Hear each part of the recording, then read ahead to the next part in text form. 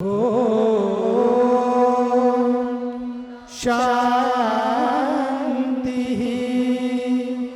Shanti Shanti.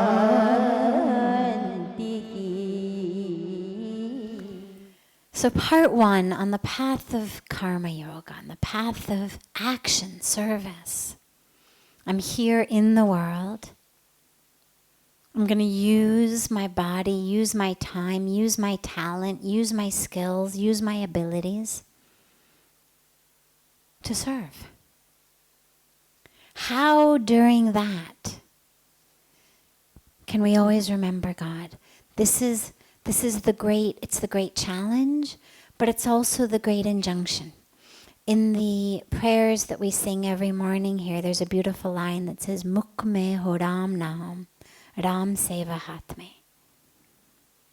May the name of God always be on our lips, but may the work of God always be in our hands. May those two things happen constantly and simultaneously. So that's the injunction.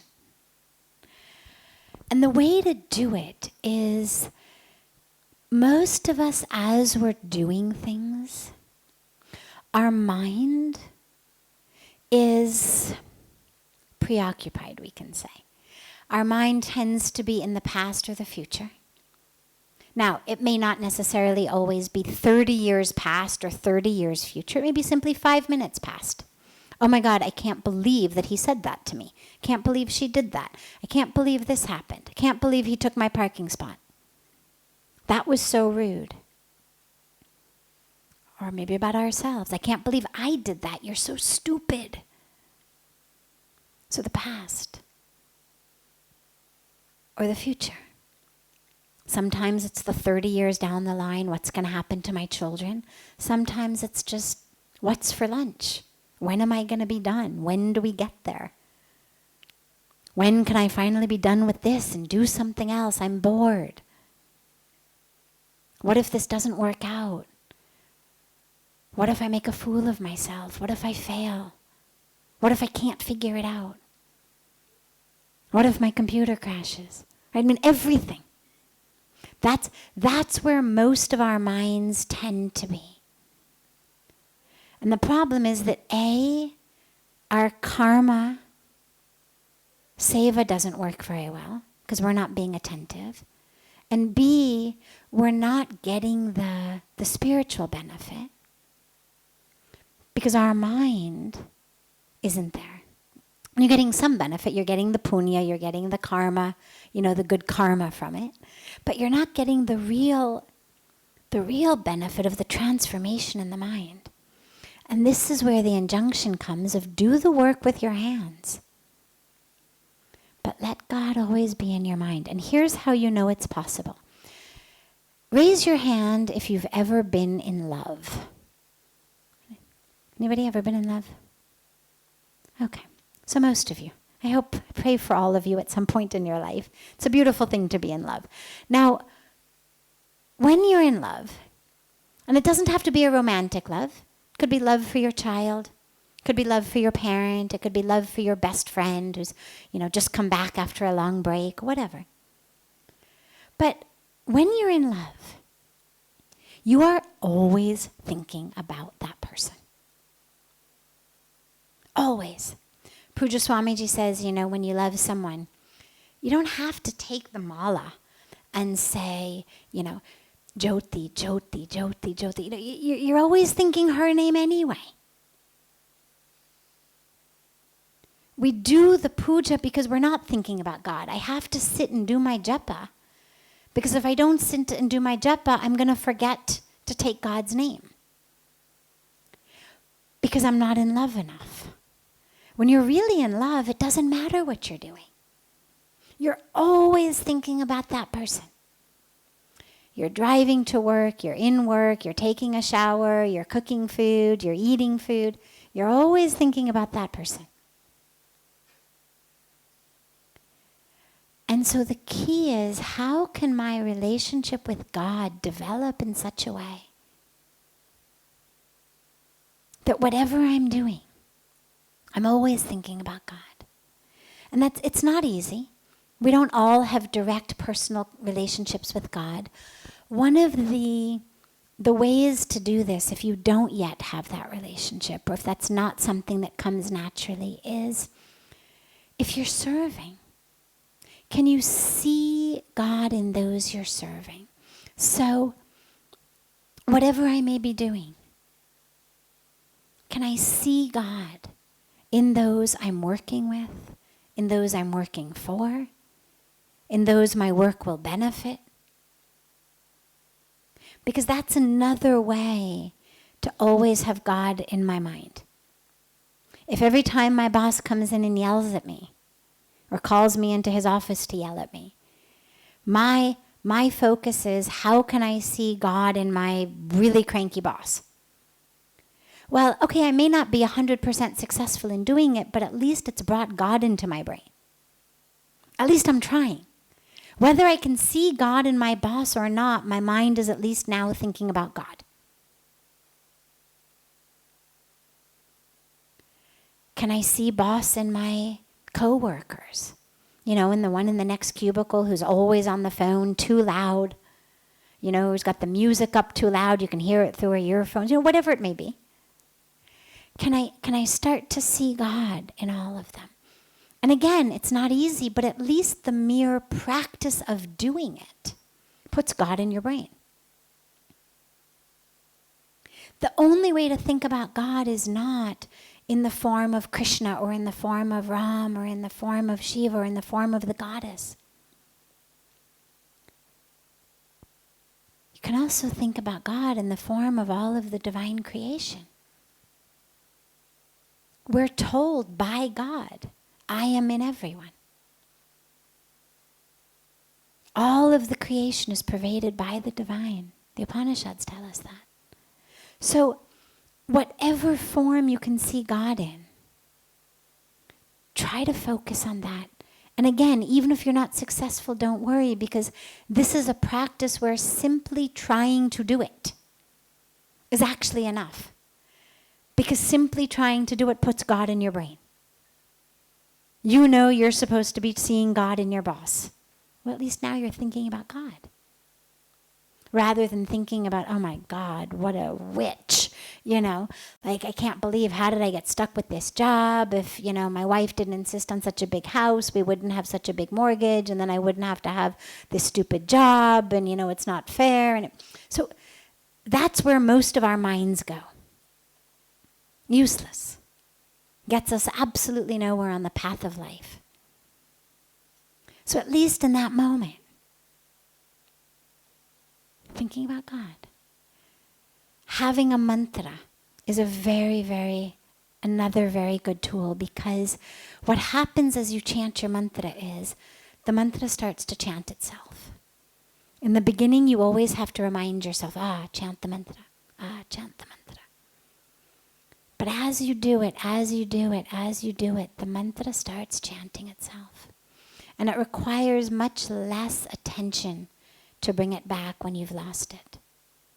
And so you find that no matter what you're doing, the mantra's on. And so that's another very good way to always keep the mind on God. And lastly, you know, just like in meditation, so you sit down to meditate. It's not because we don't always have wandering mind while we're doing karma yoga. We have a wandering mind sitting and meditating. Eyes are closed, room is dark, phone is off, mind is on. I don't need the noise of the outer world to disturb me, to take me away from God.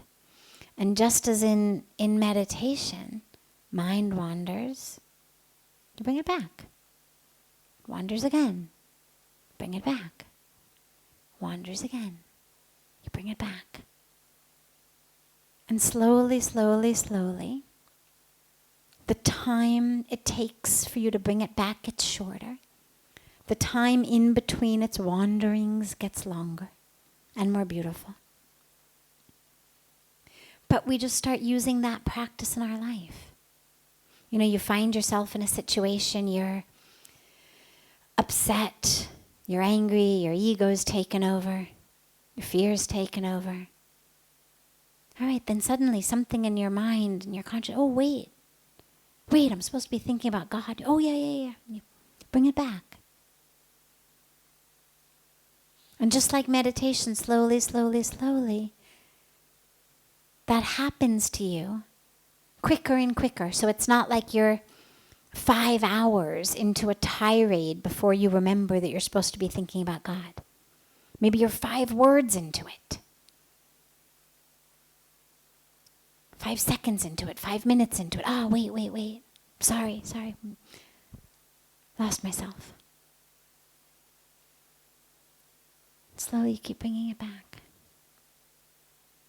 And then, of course, as more and more space is created, because it's not being so full of your past and your future and your anxiety and your ego, there's more space for God to exist in you. And that's what all this practice is creating the space. Creating the space. The divine is there, it's all around. It's in us, it's everywhere. But when we're so full of our own egos, of our own attachments, of our own identities, of all of that stuff, it prevents the grace from flowing because there's no room. It's where you get a spiritual heart attack. Literally, a regular heart attack is the blood vessels are too full of plaque and no room for the blood to flow. So you have a heart attack. Same thing happens. Our internal channel gets so full of the plaque of our own egos that there's no room for grace to flow. And that brings us into your second question about the monkey mind and what to do about it. Just keep bringing it back.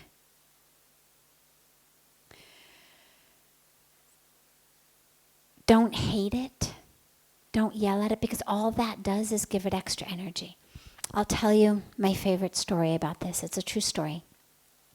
So in our International Yoga Festival every year, we have about 5 or 6 different venues of things happening simultaneously, because there's, this year we had 2,000 people from 100 countries. So you can't get everybody into one class. So we have 5 or 6 things happening simultaneously. And one of the venues is a big tent that we put up in the garden. So I was in the tent teaching meditation in the afternoon. And for some reason, the real monkeys are not just the ones in our mind, the real monkeys are much, much more active in the afternoon than in the mornings. You go there in the morning, you may not find any monkeys. In the afternoon, they're all over the place. So I was teaching an afternoon meditation, and slowly, these sounds started coming, and you'd hear like, and you could see the cloth that they had done the top of the tent with. Monkeys had jumped onto the roof of the tent from the outside and were jumping around playing on the top of the tent, and it was pushing the cloth of the tent, which is, some kind of vinyl or something that makes that noise, against each other down, and so it was making this like noise of the tent. Now, it was slightly annoying, but not horrible. Yes, it drew your attention. Every time it went, you knew. And then every once in a while, one of the monkeys would stick its hand in, and somebody in the group who maybe his eyes weren't closed, opened it, saw it, they started to laugh. Maybe they poked the person next to them, and, you'd see hands of the monkey coming down.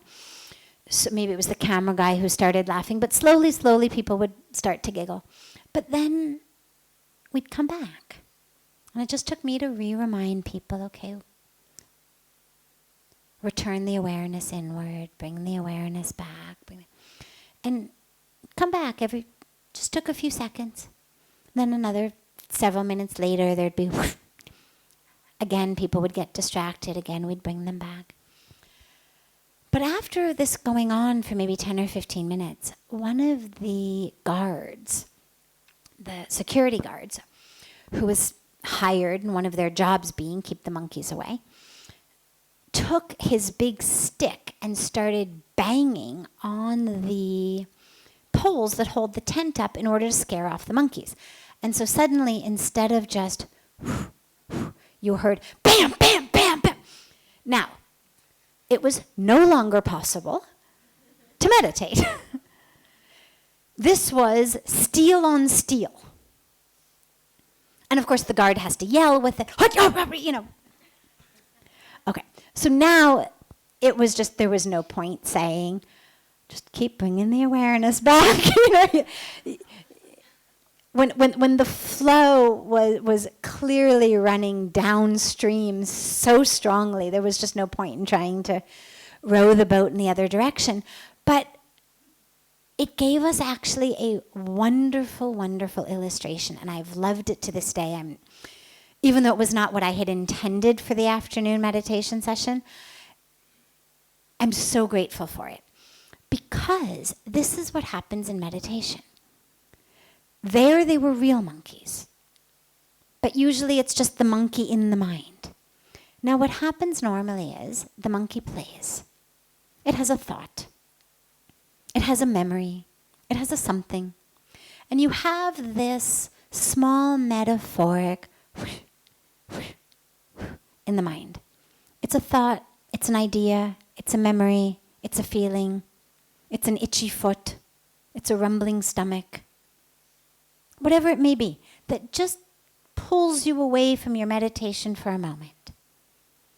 But then you come back, and it's okay.